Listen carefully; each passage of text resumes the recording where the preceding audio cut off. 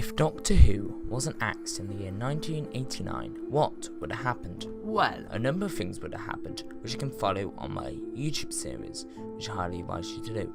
And in the year 2001, a spin-off series called Leftover would have launched. In 2005, the fourth season of that series would have aired, featuring companions Katy Tollinger, 1990 to 1992, Sarah Jane Smith, 1973 to 1977, Joe Grant, 1971 to 1973, Elisabeth Shaw, 1970, and Melanie Bush, 1986 to 1987. Sit back and watch the adventures of Leftover.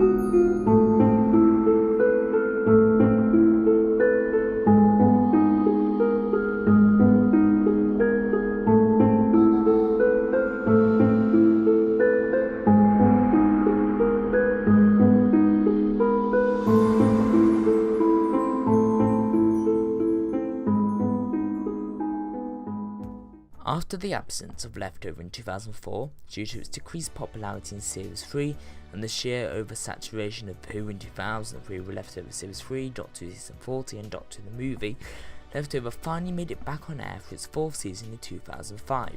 However, it changed quite dramatically. Firstly, the BBC weren't too excited to bring it back. They were unhappy with Series 3 and felt it wasn't really science fiction, and most fans felt the same way. Guy Slater, the producer of Series 3, was sacked and the BBC started looking in a new direction for the show. It was at that time that Paramount, co-producers and co-owner of Doctor Who since 1998, stepped in and said, "We'll do it for you." So Leftover would be produced in America at Paramount Pictures at Stage 9 and would be handled by an American production team. Taking over the reins of the show would be Doctor Who executive producer Stephen Bear, and he would essentially be showrunning.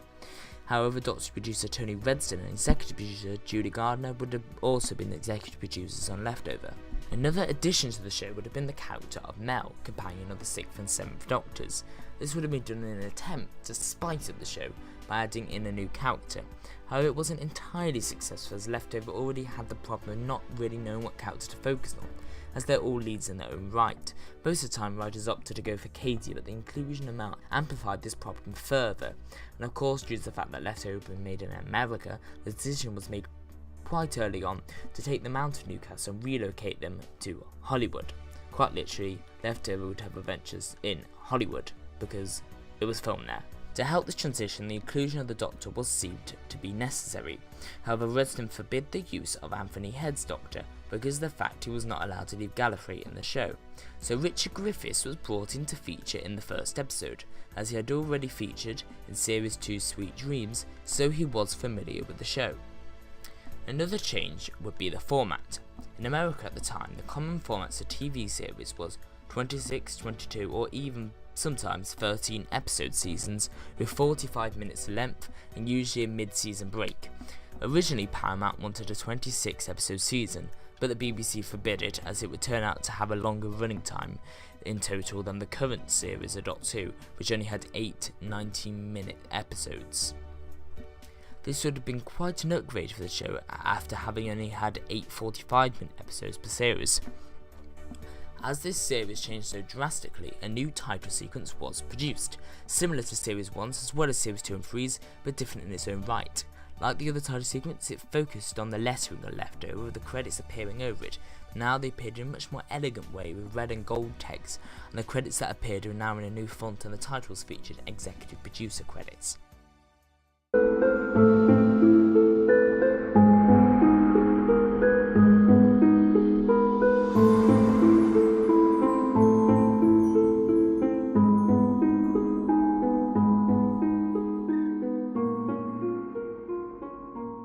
The Doctor just wanted to say hello. That's what Mel told Katy, Sarah, Joe and Liz when they met up. She told them that the doctor visited her just a few days before and said that they are in grave danger and must leave Newcastle.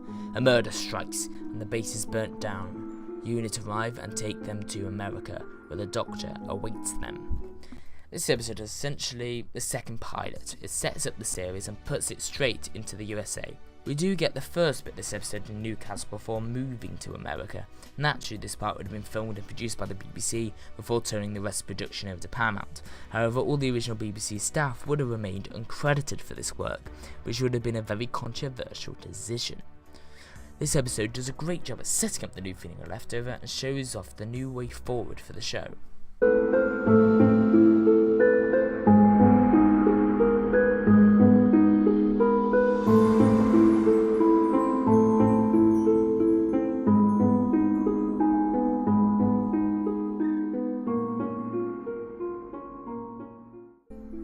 On the set of a busy Hollywood movie, a damsel is in distress. As the cameras roll, she opens her mouth to scream and nothing comes out. Nothing at all. It's happened again. Katy, Joe, Sarah, Liz and Mel have arrived in a terrified Tinseltown. A new film is being made, but it may prove a poisoned chalice. Actors are vanishing and strange creatures stalk the streets. Something evil is lurking behind the scenery, and one by one everyone is losing their voices. It's time for a close-up. This episode would have been an all-out episodic episode, showing off the fact that Leftover now takes place in Hollywood. It's daring to have such a mad, fun episode right off the bat, but Leftover does it, and it pulls it off. It also makes fun of the fact that most of these companions did do a lot of screaming in the time, Doctor and especially our new recruit, Mel.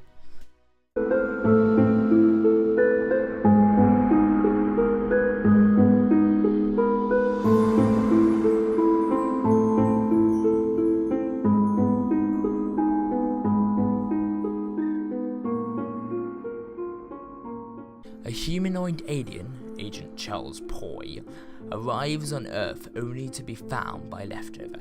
However, he warns them to step back and let him go to accomplish his mission to save Earth. He manages to transport himself away, actually on a mission to prevent a nuclear rocket being launched because Earth is socially, politically not ready for its technological progress. This episode would have been a morality channel about nuclear weapons and whether or not we should or shouldn't have used them. Also, this episode would have been quite controversial at the time, not by its subject matter but also its title, Earth's Saviour. What's so bad about that? Well, it was spelt the American way, which many UK fans were not happy about. I was Stephen there to justify this as, it's an American show. But fans weren't happy as the show was originally British and they expected them to at least change the spelling for the Virgin broadcast in their country.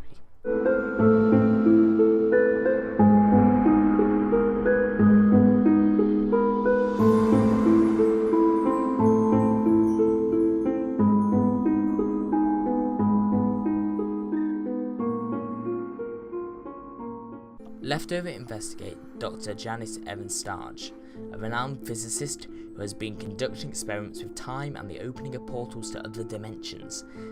As a result of Evans Starge's experiment, there has been a ripple through time and space. Leftover has been affected as they're having moments of deja vu, with their interactions suddenly repeating themselves. Evans Starge is dying and she and her husband Mike are caught by Leftover and brought back to the base. It is left to Liz in the end to close the portal Evans Starge has opened.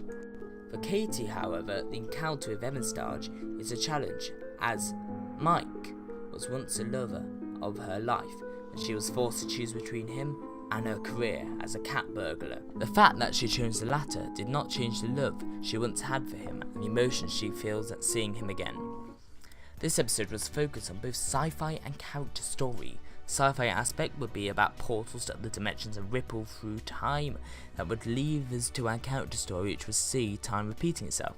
Subtly, over time we see Katy dealing with Mike, Dr. Evans Starge's husband. We see how over time they grow more and more affectionate towards one another, which ultimately leads to both Dr. Evans Starge and Mike's demise with the closing of the time dimensions portal.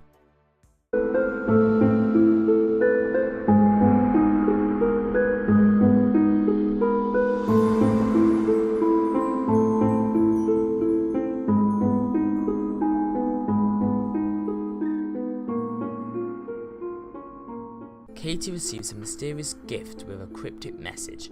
The metro rail will suffer a horrific terrorist attack during rush hour unless Leftover can find and stop those responsible. As rush hour draws closer, the terrifying reality of the threat becomes more too apparent. One friend is murdered and Mel is abducted. Katy must be willing to sacrifice Sarah, Joe, Liz and everyone else she cares about to save the city. This episode shows another endeavour into the terrorist crisis following 9/11, just a few years earlier. It will show Leftover dealing with an attack in the metro rail which would parallel to the 7/7 attacks that happened only 2 months before the broadcast in this episode in September 2005, for Doctor Who Season 42 would have aired in November, early January, and that would have been one of the most relevant episodes of Leftover. We'd also seen Katy having to make a morally dubious decision to try and save the lives of hundreds of people.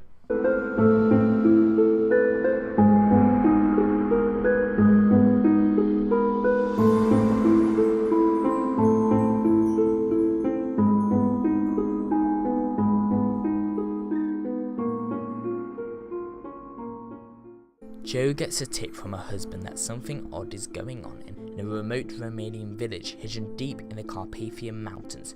Jo and Sarah set off to investigate, staying with her old friends of Sarah's, Banstead, a retired journalist, expat who lives in an eerie mansion with no one but a mysterious manservant for company. By chance, Sarah and Jo have arrived at an appropriate time. The village has become the setting for a top-secret international peace conference. Sarah is awoken in the night by a terrifying apparition. Is it a ghost or just a figment of her imagination? What is that unbearable noise? And will other people believe the story? Is there something curious about that old house or something deadly about the whole village? It's down to Sarah and Jo to piece together the mystery that surrounds Ghost Town. This episode is a departure from this season of Leftover episodes as it mostly features Sarah and Jo in a story that doesn't take place in America or the UK, but in fact in Romania. However, it still would have been filmed in America. It once again deals with ghosts and whether they're real or not, and the strengths of the characters of Sarah and Jo. We also feature a cameo from Stuart Bevan as Jo's husband, Clifford Jones.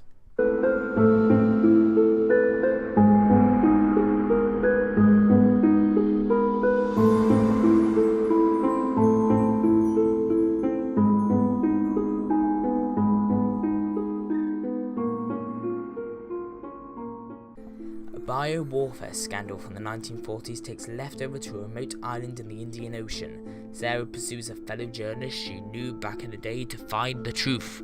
The more and more they investigate this story, the less Leftover recognises that they are the story.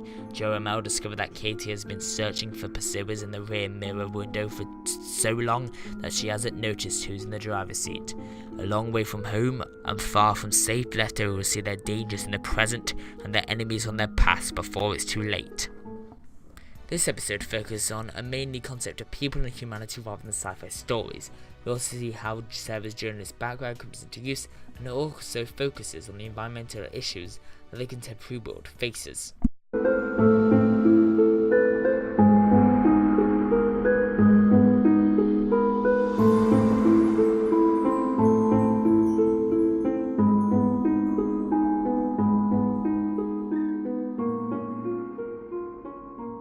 Leftover are surprised when the TARDIS lands and out steps a man claiming to be a future incarnation of the Doctor, who has some quite controversial ideas. Leftover struggle to believe that this actually is the Doctor and set in suit an investigation into his identity before he does something far worse than identity theft.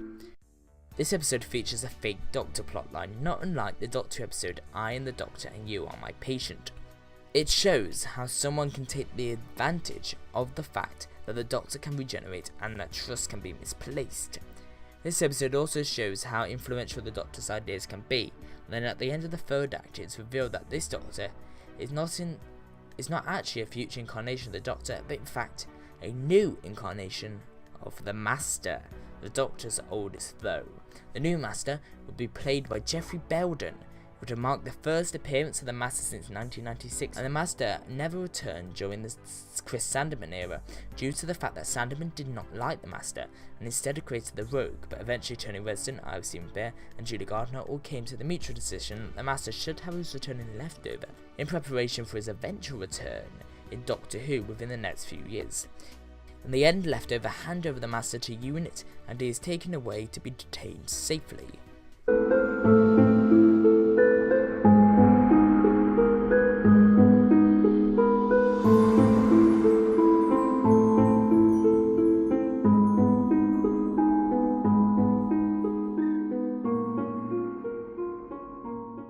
Katy is asked by VTech Enterprises to help consult on the building of a new skyscraper to go up in Hollywood.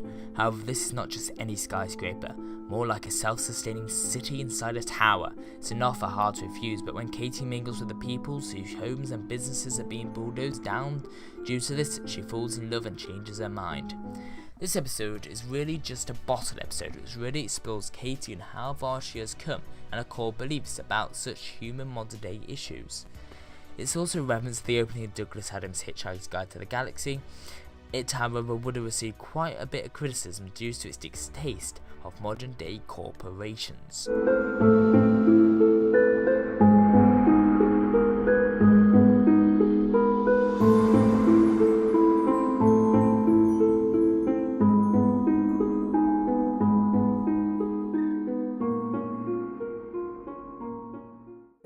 On the 20th of July 1966, Wotan took control of London, and eventually the world. 10 years later, Wotan was brought down by a group of rebels, but by then the damage had been done.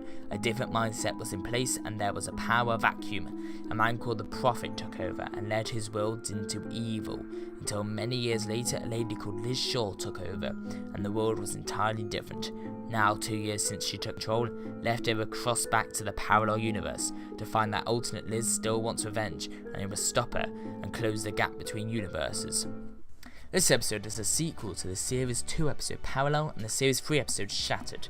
We continue to explore the Leftover parallel universe and give us an explanation of how it diverged from ours. It tells us that in their universe, Wotan won in the war machines and that the Doctor was in fact killed. It shows us once again the arc that alternate Liz Shaw is going through, and it ends by closing the gap between the universes so they'll never be able to return again.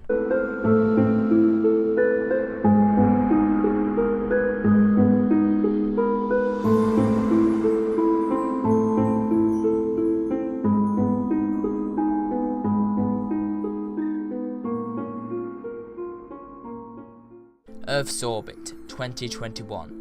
Katy receives a message from Joe, Sarah and Mel for the first time in 16 years.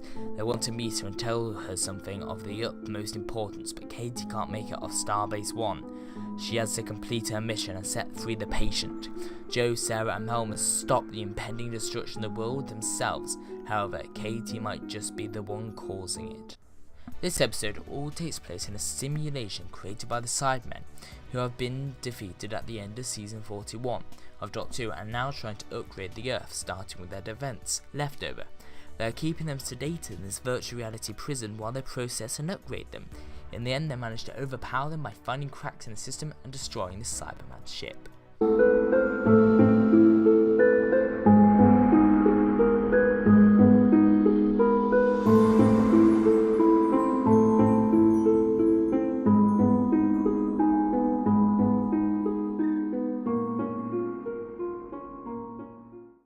The Vault, an archive of alien artifacts securely stored deep beneath the Statue of Liberty. There's also a prison in the Vault, an extraterrestrial known as the Master. He has been on Earth for some time, but now he's under lock and key. This is his story. Or as Captain Ruth Matheson and Warrant Officer Charlie Quenz discover, perhaps it's theirs. Leftover must deal with the consequences that face them after the Master is set free.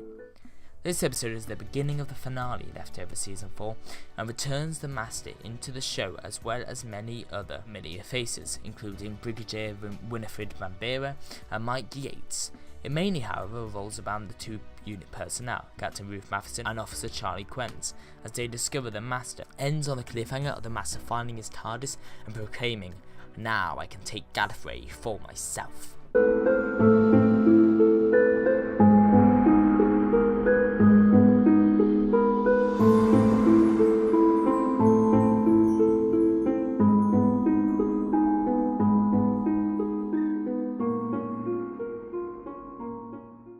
The the Master 3 leftover seek a way to try and kill him once and for all. The Master meanwhile attempts to get his TARDIS working again, so he can go back to Gallifrey and take it for himself. But is he going about this all wrong?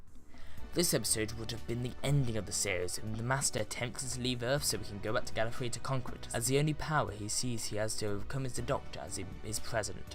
Of course, his plan fails miserably after Leftover try and find a way to kill him, similar to that gun in Season 3 of the revived series. After the Master surrenders, but before Leftover return him to his prison, the Rogue arrives and takes the Master himself. The Rogue informs Leftover that the Master has been an ongoing problem and the Doctor must not know of the Master's survival, and that he should believe the Master is dead. The Rogue takes the Master away and vanishes. However, this series would have been too little too late, and after the airing of the Eternity Tower, Paramount would announce that they would not be renewing Leftover for Season 5, and the BBC weren't interested either. So the Leftover return text at the end of this episode was quickly changed to the end, but the story goes on forever. However, Leftover will make one final appearance in Season 42 of Doctor Who. What happens shall remain a secret. Until next time, will I delve just into that, Season 42.